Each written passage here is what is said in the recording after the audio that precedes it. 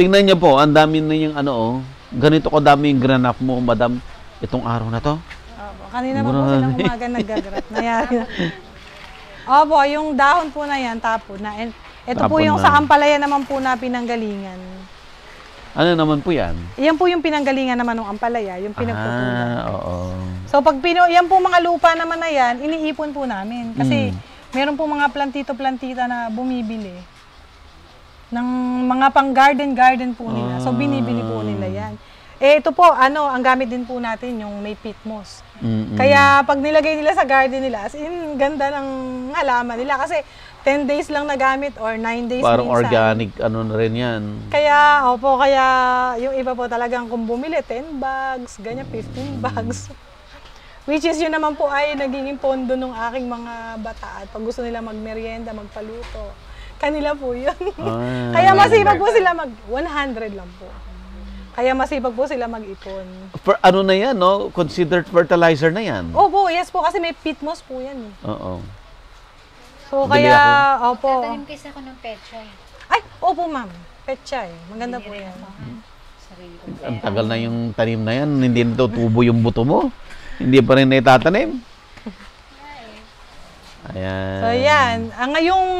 Ngayong paparating po na August, dito po sa area namin sa Bulacan, yun po yung karamihan ng tanim ng ampalaya. August dito. Kaya from last week po, marami na po kaming nakapunla na mga, na pang-grafted. Para tanim na nila yun ng mga August, September, October. Yan. Marami po nun. Hanggang November po, marami po nag-grafted. Dati nga po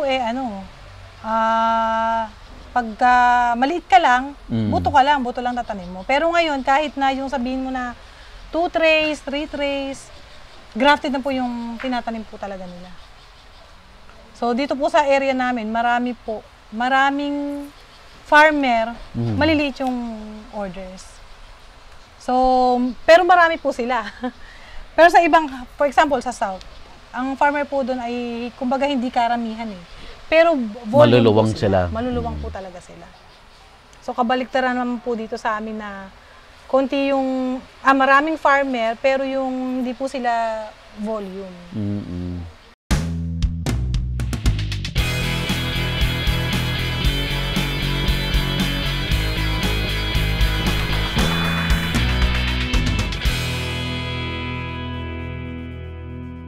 Available na po ang agribusiness merch sa Shopee. Ang link nasa description box.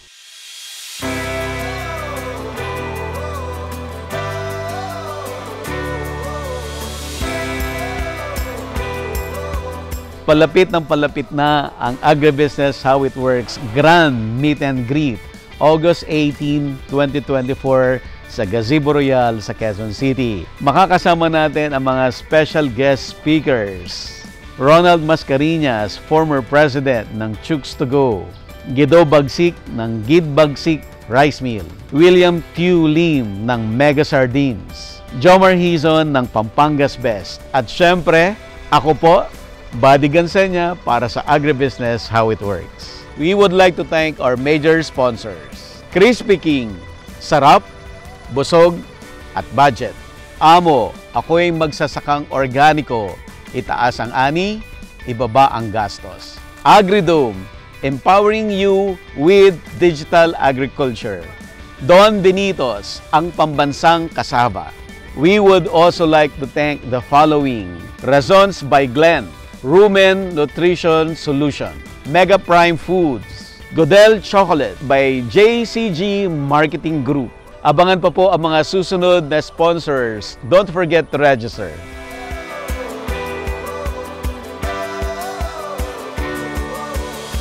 So yung pagka-graph naman po, ito po yung aming Ito chamber. naman po. Ito po yung Pag chamber. graph mo, may parang ano pa siya. Yes po. May parang may sarili pa siyang nursery ulit. Opo, dito po siya ini-incubate. Incubate siya. So ini-incubate po siya ng may certain days. Ito po yung medyo critical kasi minsan yung climate, yun po yung nakaka-apekto. Dito po sa atin sa Bulacan, sobrang init. Mainit.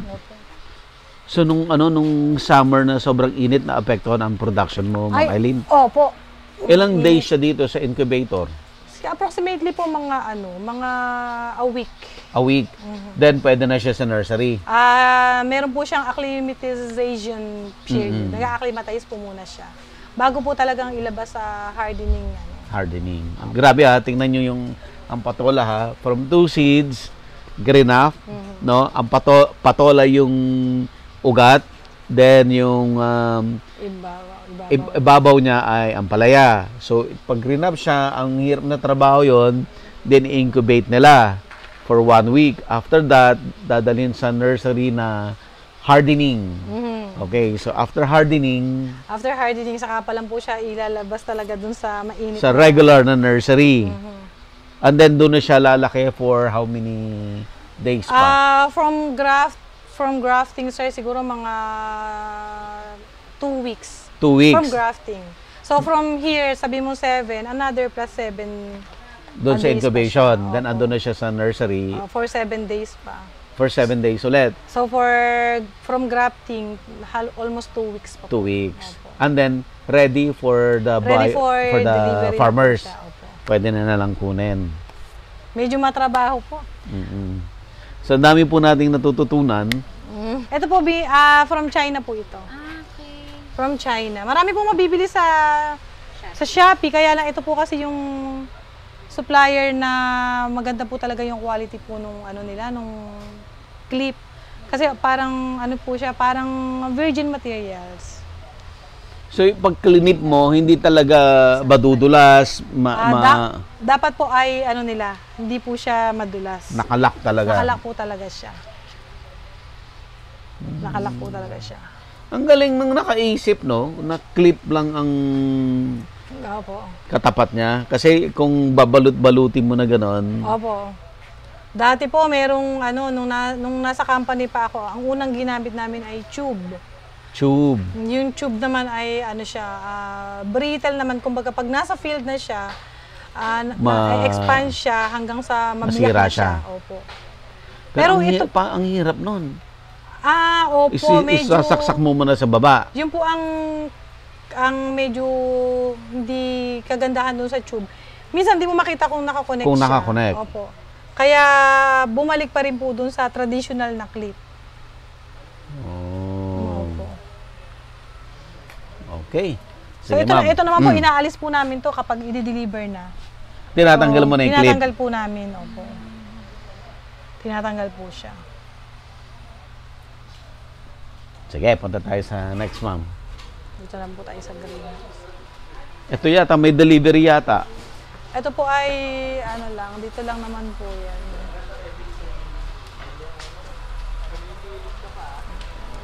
Tari po to. Puro tari pa rin po.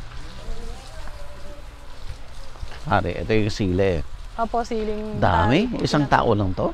Isang tao lang po yan. Order niya. Dito lang po yan sa atin, sa area namin. Daming seedlings, no? Oo, yan po, ang dami. Opo, na po itong units natin? Nasa 53. Pagka po gantong maliliit na sasakyan, meron po kaming 3 ganito.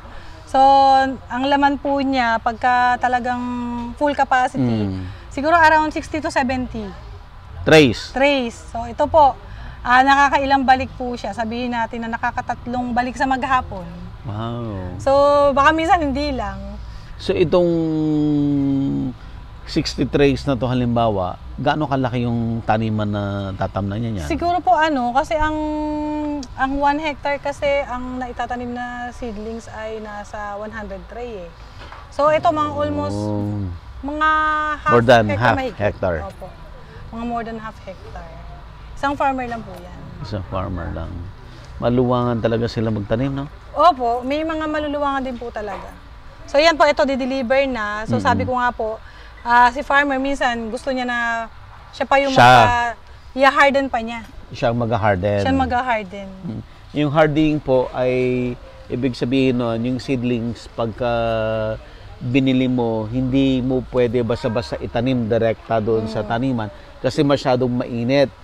So bibigyan mo yung chance ng halaman na hardening na ini-expose mo siya sa araw but not totally para lang mag-adjust siya Sa environment. Para by the time na itanim mo sa taniman, strong na siya kasi sanay na siya sa harsh na na sunlight. Opo, kagaya nun yung halimbawa sasabihin ni farmer, deliver mo na kahit gantong age pa lang kasi bibilad ko pa yan. Siya na ang Siya na po. hardening. Meron po kasi yung mga farmer natin, meron din po silang mga latagan, gumagawa rin po sila. Yung iba naman, yung walang latagan, ang gusto nila minsan, i-extend pa. Pwede mo bang i-deliver ng 35 days, 40 days? Yun yung pinakamahirap sa part namin, sir, lalo pag season. Kasi, syempre, pag season, ang standard kasi natin, 30 days lang.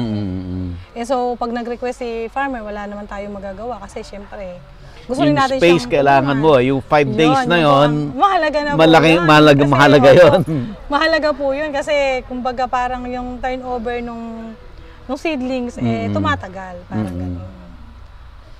So yan, ito po, yun, sabi ko po ito, meron kaming 3 ganito. Dito lang po to, pag dito lang sa malalapit na area, ang ginagamit lang po namin ito. Oo. Pag malalayo, anong gamit Pag malalayo, ang gamit po namin ay yung mga truck. Yung forward truck at saka po yung elf. Yung elf po, minsan kapag sobrang dami ng delivery dito sa area namin, yung ginagamit siya na rin. namin siya. Opo. Pag sabay-sabay lalo, eto po, yan, 3 ganito, tapos may pick up.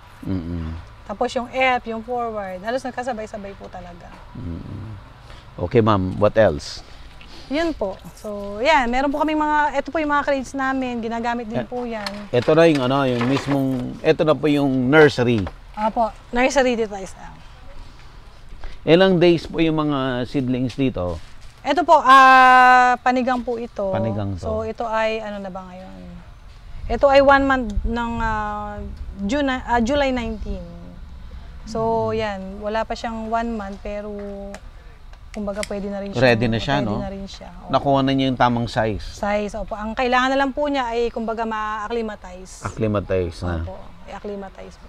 So yan, dito po sa amin, hindi po namin mapili kung halimbawa sa isang area dapat panigang lang, sa isang area dapat tari lang. Hindi po namin magawa yung gano'n kasi nga po pag Come and go. Come and go, gano'n lang po nangyayari. So ano yung nabakante, Kung ano yung pilapan nabakante, ka agad. yun lang po ang yun po yung malalagyan. May mga tags din po kami. So may tags po kami, yan, para po hindi naliligaw kung anong variety siya. Oh. And then may dates din po siya kasi yung date naman po, doon kami nagbe-base kung ano yung patabang dapat mo nang ilagay sa kanya, kailan yung availability niya. Okay. So yan, pag umikot ako sir, makikita ko, halimbawa late siya. Bakit ito, for delivery na to next week, bakit Malate pa rin. Malate pa rin. So parang ganun po. Alam mo na. Alam ko na. Meron Tinatanong mo lang sila pero alam mo na ang dahilan. Merong nalaktawan, merong di na i-record, parang ganun. Hindi naman po mawawala yung ganun kasi sa dami po ng trabaho. Ito po yung mga, ayan, ang ginagawa nyo, po sila, nagre-record. So lahat to, pre-ordered na to lahat, ma'am? Ito po, may mga may-ari na po. May may-ari lahat to? May mga may-ari na. Di ba ang galing ng negosyo nila? Lahat pre-ordered? Pre-ordered. Maliban na lang po kung tapos na yung season, talagang yung ginagawa ay for walk-ins na lang. Ito po yung aming 2 kasama. Actually, itong buong unit po namin na 53, ang sprayman ko po ay 8. Tama, 8, pero almost lahat naman po ng kasama ko na lalaki, sanay po sila na. Ano yan, ma'am? Ang division of work, kanya-kanyang activity or kanya-kanyang nursery? Kanya-kanyang nursery. Kanya-kanyang nursery. Opo, pag sprayman ka lang, ikaw po yung gagawang magdilig, magpataba. Basta tungkol dun sa quality ng seedlings. Nung nandun sa loob ng nursery nandun sa loob ng nursery mo. Yun lang ang trabaho niya. Opo, halimbawa, so, management ng nursery. Nursery. Yan ang trabaho niya. Yan, opo. Sila po yung, sila yung gumagawa nun. Ano yung kinakodi ko niyo dyan? Anong ginagawa niyo? Ito po, meron po silang record. Magpapataba po sila mamaya ng papaya. Nire-record na po nila kung ano po yung mga dates na lalagyan po nila. Ganon din po sa seedlings. May system na talaga. May system na po kami para dapat wala silang makakalimutan. Yan po ang system na natutunan ko naman nung ako'y Sa corporate. nasa corporate. Opo. Hanggang nadala naman po namin dito. Kaya very thankful Ang naman. laking bagay nung galing ka sa Opo naman, seed sir. company, no? Napakalaking bagay po ng mga natutunan. Ang kahirapan lang po dito kasi nga yung aming greenhouse ay hindi naman po siya concrete. So pag sinabi kong concrete, yung bakal, may yung UV film na saradong ganon, may exhaust, ito hindi po eh. Basta ang importante kumikita, hindi yung puro Opo, yun nga lang, yun po naman talaga. Pa-impress, tapos hindi naman mabawi yung puhunan. Hindi mabawi ang puhunan. So medyo kailangan talaga baka iwanan kasi ako ng mga boys ko, sir eh. Pero yan, matatagal naman na po dito yan. Ilang taon ka na? 2 years. 2 years na. Ito, 2 years. Pero yung karamihan ko po dito, from the start, kasama ko na po Kasama sila. na sila. Ilang years ka na? 5 years na po ako dito sa graffiti. And then 7 years sa corporate. So matagal na pala. Kasi yung edad ng anak kong babae. 13 years. Ilang years na rin itong mga Ito po itong mga nurse, itong structures mo. Itong structure na to, 3 years na po to. So kailan na siya gagraduate? Hindi pa po siya gagraduate kasi bago siya graduate, nilagyan ko na siya ng pampatagal. Ayan na, may na siya. Nakasuporta na. May suporta na. Nung 2022, I think, nung bumagyo po ng 2 beses, bumagyo po dito ng September, October. So hindi po siya na-damage. Ang nangyari lang sa kanya, itong UV film, natanggal po yung mga nasa taas na yon, yung bukawe. Natanggal po siya, nilipad ng hangin, pero hindi siya nasira. Kaya, ibinalik lang namin, parang ganun. Ako naman po, sabi ko nga, kasi malaking investment din po kasi kapag lahat ng unit na to, pinabakal namin. Ilang units na ba ito lahat? 53 po. Wow. 53. So, ang capacity na po namin is around, siguro mga 20,000 mahigit. Seedlings. Seedling tray. Opo. In one given time? Yes po. So, in the 20,000 seedling tray, kapag season, dapat ma-manage mo kung ilan lang yung dapat mo ipunla. Kasi hindi ka pwede magpunla ng a day, mamunla ka ng 2,000. Kasi in 10 days lang puno siya. So, kaya kami, ang ginagawa po namin, kung ano yung order ng that time, yun lang ipupunla namin. So, pag hindi ko na kaya talaga, kasi magkasuffer yung quality ng seedlings. Halimbawa, yung kamatis, pag di mo siya nailatag within 3 days, tutubo po sa tray yan. Patong-patong po siya. Masisira na siya. Masisira na siya. Hindi mo na siya pakikinabangan. So, sasabihin ko kay farmer, pwede po ba mag-adjust tayo ng mga 5 days? Bigyan niyo po ako ng 5 days. Mapupunla po natin yung order niyo. Minsan naman po, yung punla, kahit na hindi pa umabot ng 30 days, ready na siya. Kaya kumbaga, parang yung extension naman ni farmer, hindi naman ganun katagal. Sumuswak pa rin dun sa date na gusto niya. So, nangyayari sa'yo yung wala kang maibigay? Opo, wala po kaming walk-in. maibigay nung bandang May, June. Ngayon na lang po kami nagkaroon ng available nitong month itong July na to. July 18 pataas. Yun po yung mga availability ng punla namin. So, kaya yun pa rin po. May mga naka-reserve na rin po doon. Kaya yung iba, ang layo pa po ng nararating nila para humanap. Kawawa rin po yung mga ibang naghahanap kasi minsan, nakagayak na sila. Yun po ang naging problema nung nakaraan. Kasi si farmer, dahil naggayak na hindi pa siya nakakabili. Opo, naggayak na siya. Naghantay siya ng ulan. Nung umulan, saka siya naghanap. So, ang hinihintay niya kasi ay ulan. Hindi nila na-forecast na baka gantong buwan may ulan na. Basta ang tinimingan nila na pag umulan, bibili ako. Ang problema, dahil nga po napuno ng order, wala siya mabili. Kaya yun din po yung naging nila, problema. Hindi sila makabili ng available kaagad. Dito ma'am sa nursery, ano ang number 1 na problem mo? Ang number 1 problem po namin dito ay yung pag-season. Yung season, yung nagkakaubusan. Space po talaga. yung space. Tapos, yun. Pero hindi ka naman basta-basta mag-i-increase kasi paano kung hindi season, di Opo. bakante rin. Opo, totoo po yun. Hindi po tayo basta-basta mag-i-increase.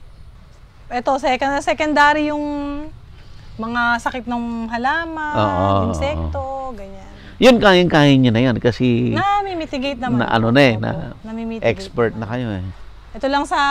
Ito lang po sa area namin, since hindi nga po kami concrete, Mm-mm. minsan kapag umulan, kagaya itong mga sidings na to, Umaangge. minsan umaanggi po siya. So, yun, ginagawa naman po namin ng paraan. Minsan usog-usog na lang ng punla. Mm-mm. Ito, tomato. Tomato po ito. Silipin natin, ma'am. Silipin natin. Ito po ay 628. So, 2 days plus 15 days. 15 days. 15 days. Ang karaniwan po sa tomato ay ito, yung vigor niya ay hindi po sabay-sabay. Minsan nga po may fast grower, may slow yes grower. po, opo. Parang from the start na naghawa kami ng tomato na to, gano'n na po siya. Pero siya pa rin po talaga yung gusto ni farmer kasi maganda po talaga. So yan, ang tomato po ang siguro in 3 months, yun yung pinakamaraming na i-produce namin. Kaya lang, hindi po dito sa atin yun. Ang delivery po nito ay sa south na. Yung mga tomato na produce namin. Pang-south pa to? Pang-south po yung mga na-produce po namin ng June. Apo, buong month ng June, yung mga tomato po, dineliver po yun sa south. Pero dito naman po sa atin, Ito ma'am, ano to? ayan po ay panigang din po. Panigang na to. Sa amin naman po, month po ng May, June, hanggang ngayon, July, sili naman po. Dito may po sa... month siya. Opo, may month po. Dito po sa atin, sa Bulacan, Nueva Ecija, basta mga gawing norte, ang mabili po pagka panahon ng, yun, pagka May, June, July, puro sili. Puro sili. Anong rationale? Ba't ganon? Bakit nga ba? Kasi ba't nga ba? Yun po yung yun po yung sa tingin ko na tingin nilang mamamahal. Kasi in month po na yun, okay. ang sasapalaran po nila dalawa eh. Yung iba po kasi walang tubig. So pagka nakapag-produce ka ng sili, nang may pagkukuhanan ka ng tubig, pwede kang tumama. Okay. And then, pag umulan naman at merong mga nasira, pwede ka pa rin tumama. Parang ganun. Parang for the month of May, from the start, puro sili na po yung tinanim dito sa atin. Kumbaga, pagdating naman ng August, alam nila na may bagyo na, tatanim naman sila ng kamatis. Kasi sa palaran na rin yun, dahil pag bumagyo, sila lumamahal yung kamatis. Pero sa South, from May hanggang buong season po yata, puro kamatis sila. Kamatis po talaga ang matanim nila doon. Mga Laguna, ganyan ma'am? Laguna, Batangas. Batangas. So, puro kamatis po talaga. Kagaya nito, anong month yung nag-harvest yung farmer? Ngayon po, nag-harvest po sila. Meron na nag-harvest. Opo, kasi na yung mga tumanim po ng April, May, eto na, nag-harvest harvest na po ngayon. sila. Kaya lang ang mura po ngayon. Oo. 20 per kilo lang po yata. Hopefully, tumaas sa sa Tomato ang mataas ngayon. tomato po, parang 140 ang per Grabe, kilo. ang mahal ng tomato. Kaalam nyo kung ano sir, nung bandang April, ang dami kong tumandang tomato. So, sa nursery po kasi, makikita mo kung ano Yun na yun. Oh. Kung tumanda yung stocks mo, stock ibig sabihin mo, walang nagtanim. walang nagtanim. So, pag walang gano'ng nagtatanim, walang Mamahal ngayon yun. harvest, di ba? Mamamahal siya talaga. Kaya yearly po, alam namin kung, walang nagtanim, baka tsak na mamahal, tataas to. Kung ano po yung Hindi dapat, na-stock. pag ganun, pag hindi nila binili, kung magtanim na. Wala po akong lupa eh. Kung meron nga lang po Ibig sabihin nun, jackpot ka na sa presyo nun. Kaya po yung iba kagaya nila Sir Romy, meron silang area na pwedeng pagtamnan. Kami wala naman. Ito lang yung aming area. Kaya hindi mo Actually, naman... si Romy, ang tinatanim niya, yung mga lang hindi nag-boom. Opo. Yung mga hindi niya nabenta. Opo. Kung alin nga yung hindi mo nabenta, check na yun. Kasi Kung wala nagtanim, wala namang ha-harvest. Mm-mm. Yung tomato, yun, natulungan lang din ako para mabenta, pero talagang nag-abot-abot. To the fact na konti na nga lang yung punla ko, hindi pa rin siya nabili. Dito sa amin, kasi talagang wala pong tubig. Hindi sila makakaganda ng kamatis talaga pag walang tubig. Walang tubig. Hindi mo sila mapipilit na magtanim. Kahit sabi mo, wala pong nagtatanim, tanim nyo to, baka po sakaling tumama. Hindi po talaga, kasi ang hirap din po mag-alaga. Ganyan. Merong iba, nagtiyaga po, kaya yun. Merong ibang akong customer na tumatama sila. Panalo siya ngayon. Panalo sila ngayon. Nakangiti siya Sabi ngayon. nila, nahirapan silang pagandahin kasi nga tag-araw. Konti yung naging bunga, pero dun sa konti na yun, tama na sila. Oo. Ganun po ang Tumama. nangyari. Tumama po sila. Okay, doon sa next na ano po ulit. Eto, ma'am. Ayan naman po. Ayan po yung yung water source lang po namin. Dati po, For dalawa the lang nursery to. to. Opo, bali dito po, 2 poso lang po yan. Ah. So, 2. Ang nasusuplayan na po niyan, ito. Buo na to. Pero nung tag-araw, sobrang hirap po nito, sir. Wala balong ring tubig. Niya, wala po. Talagang yung balong niya. Yung husband ko, di magdidilig sila ngayon, itong mga tao. Hanggang hapon, under yung poso, hindi sila nakakapag-stock. Yung husband ko nag-i-stay ng until 12 midnight para lang makapuno. Mag-isa siya dito. Kailangan niya kasing may mga pinapatay sindi para lang magsalin-salin po ba siya. Yun ang hirap. Actually, sir, lahat po ng may poso dito, yun ang naging problema. Sobrang tuyot na tuyot, kaya walang makuhang tubig. Yun din ang problema ng mga ibang farmer na nagpapunla. Oo. Tapos, wala silang makuhanan ng tubig. Kasi na-expect nila yung, kahit paano, yung balon nila, yung ano nila, may maisusupply. Walang nakuhanan. Kaya, ano po talaga kumbaga yung dapat season natin, na-extend po talaga. Ma'am, tingnan natin itong papaya mo. Ito, Mukhang yung magaganda yung papaya mo. Opo, may ilan lang po. Anong seed to? Iba-iba po ito eh. Ito po ay sinta. Sinta po ito. siya. Tama sinta. Opo, ang papaya po, sir, makikita mo ang pagkakaiba. Kung matagal mo na nakikita yung papaya, alam mo kung ano yung pagkakaiba niya. Sige nga, ma'am. Mag-try nga tayo. Mag-try ka, Example. sir. Sige po Ito. Nakita mo, sir, pagkakaiba? Malaki dahon? Malaki saka ano pa po? Matangkad. Matangkad. Matulis.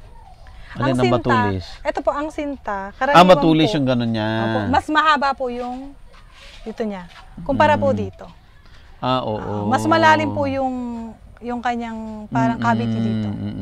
Kaya po sa papaya, ayan, alam po. So, anong seed po ito? Ito po ay Red Lady naman. Red Lady to. Red Lady po. Ito po, tingnan niyo. Iba po yung cavity niya dun sa Ayun nga, iba. Ito po siya. malalim. Iba po siya. Kaya sa papaya, kita na po namin kung alin talaga yung... Ano yung seed? Opo. Kaya minsan pag walang, alam ko na yan, sinta yan. Kumusta ang sinta? Malakas pa rin ang demand ng sinta? Sa farmer po kasi, pag sinabi nilang gulayin, sinta po talaga. Kaya sa sinta po, malakas pa rin po na yun ang talagang ino-order nila pag talagang ang o-order ay yung mga biyahero. Oo. Sinta po talaga. Kasi syempre pag sa palengke, yung gusto nila yung solo type lang, yung maliliit po ba? Kasi isang bili ng nanay pang tinola, parang ganun po. Yung po kasing mga natin yung Red Lady. Malalaki, masyado. Malalaki po kasi yan eh. Pero ginagamit na rin po siya sa hilaw. Marami na rin pong naggagamit ng hilaw. Yun na rin po yung tinatanim nila. Pero mas pa rin po yung sinta. Kumusta, ma'am? Ano ang mas magandang market para sa yung bang nagpo-produce ng green papaya for gulay or ripe papaya for fruit, table fruit? Tingin ko po sa gulay. Gulay po talaga. Wow. Karaniwan po ay puro gulay. Parang bihira na rin po yata yung meron Prutas. naman po, kaya lang hindi po kasing dami ng sa gulay. Kasi sa gulay, kahit naman sa palengke, di ba, mas marami po talaga yung nagtitinda ng panggulay. Kesa yung nagtitinda ng prutas. Mas marami po talaga nagtitinda ng gulay. Kasi yun So, yung... mas malaki yung demand of Opo, ang mas malaki. vegetable. Kasi ginagamit sa atsara, tinola, ganyan. So, Dinengdeng. kung sa pansahog sa kung saan-saan. Yung mga ganun May po. kakilala ko nagdinengdeng ng papaya. Ang lalaki, ginawang tinola yung cut. Parang, Hindi ko sasabihin kung sino. Ito pa, meron Ito naman. Karinyosa din po ito. Meron Karinyosa. namang umu-order Local din po. variety yan, ma'am? Opo, gawa din po ng isang sikat na company. Company to. Company po. Karinyosa at Sinta, isa po yung gumawa nila. Sinong gumawa nun? Sa East West po. Ang Sinta? East West po. Pero, Originally ito sa Institute of Plant Breeding, yes diba? po, pero parang kumbaga sila na ang distributor. Sila ang nag-adapt. Adapt. Oh, sila po ang Tapos sila na nag-distribute nagpadami. I opo. see. Parang meron lang...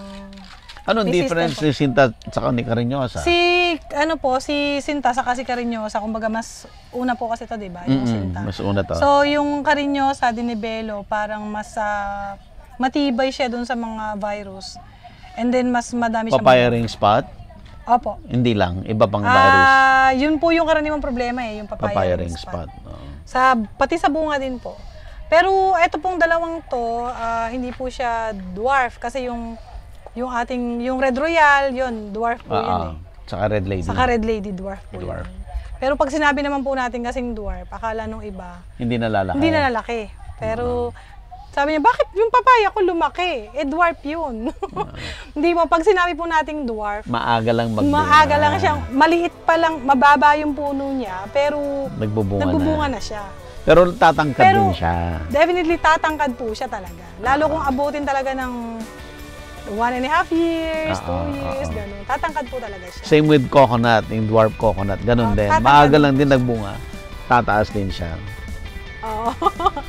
Nasira tayo paniniwala niyo, akala ko Akala ko talagang forever na siyang gano'n. And as far as I remember, ito pong Sinta ay dinevelop ito ng Institute of Plant Breeding sa naka-allocate yun sa UP Los Baños. Yes po. In the 90s, linabas nila to 1991 or 1992 or 93. Opo. Yan.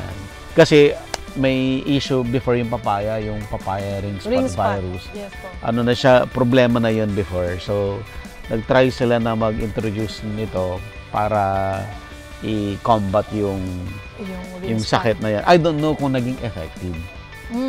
Naging effective naman po, pero parang siguro po di ba yung process, parang continuous po yung development. Kaya nag-come up pa rin po sa Karinyosa, Kaya nag-ano pa rin ng iba. Opo, sa Red Na Lady, better, Red Royal. kumbaga. Opo. Mas resistant pa. Ang pagkakaiba naman po, yung Karinyosa sa Kasinta, ang flesh po niya, ano po siya, yellow. Pero yun pong Red Royal, saka Red Lady, red. parang orange-red. Parang ganun po yung kanila. Red. So sila po, yung dalawang variety na yun, kumbaga yun yung kiniklaim na mas matibay siya sa papaya ring spot virus. Yeah. Available na po ang Agribusiness merch sa Shopee. Ang link nasa description box. Agribusiness, how it works. Instruct, inspire, succeed.